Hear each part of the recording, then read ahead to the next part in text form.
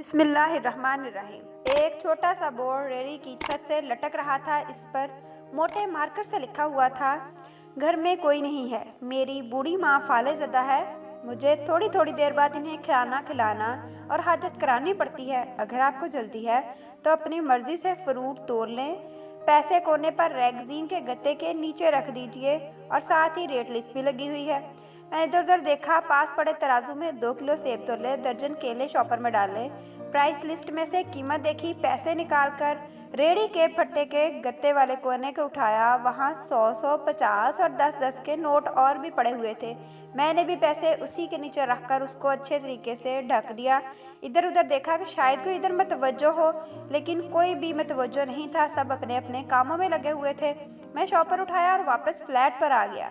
अफ्तार के बाद मैं और भाई उधर गए। देखा एक बारेश आदमी, आधी दाढ़ी काली और आधी सफ़ेद, हल्के क्रीम कलर के कुर्ते शलवार में मलबूस, रेड़ी को धक्का लगाकर बस जाना ही वाला था कि हमें देखकर मुस्कुराया और बोला, साहब फल तो ख़त्म हो गया है। नाम पूछा तो बोला खादिम हुसैन। फिर हम सामने ढाबे पे बैठे, चाय आई। कहने लगा, पिछले 3 साल से अम्मा बिस्तर पर है, कुछ नफसियाती सी भी हो गई है और अब तो फालज भी हो गया है। मेरा कोई बाल बच्चा नहीं है, बीवी मर गई है, सिर्फ मैं हूँ और मेरी अम्मा। अम्मा की देखभाल करने वाला कोई नहीं है, इसलिए मुझे हर वक्त अम्मा का ख्याल रखना पड़ता है। एक दिन मैंने अम्मा के पांव दबाते हुए बड़ी नरम लहजे से कहा, अम्मा तेरी तीमारदारी को तो बड़ा जी करता है, पर जेब में कुछ नहीं है, तो मुझे कमरे से हिलने नहीं देती। कहती है तू जाता है तो जी घबराता है। तू ही बता मैं क्या करूँ? अब क्या गैर से खाना उतरेगा?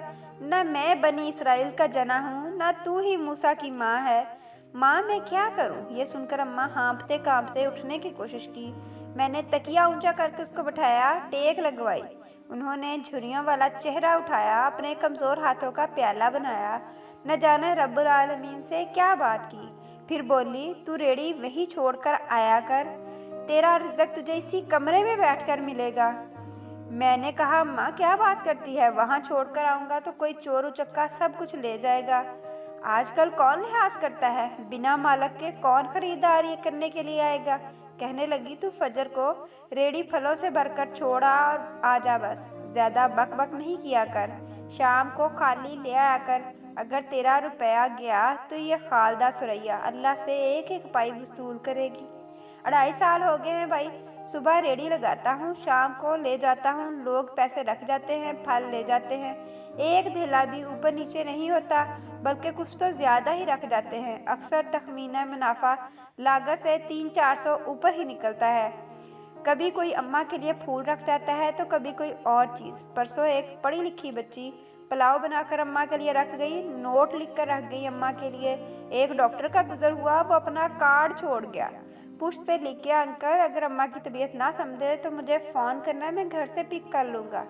किसी हाजी साहब का गुजर हुआ तो अजवा खजूर का पैकेट छोड़ गया। कोई जोड़ा शॉपिंग करके गुजरा तो फ्रूट लेते हुए अम्मा के लिए सूट छोड़ गया। रोज़ाना कुछ ना कुछ ऐसा मेरे रिज़्क के साथ मौजूद होता है, ना अम्मा हिलने देती है, ना अल्लाह रुकने देता है। अम्मा कहती है कि तेरा फल बेचने अल्लाह खुद नीचे आता है, बेच बाच के जाता है, वो सोना रब सबका राज़िक है। अल्लाह हम सब का हामी और नासर हो। कहानी अच्छी लगी हो तो हमारे चैनल को सब्सक्राइब कर दें, वीडियो को भी लाइक एंड शेयर कर दें, उसके साथ बेल आइकन भी प्रेस कर दें।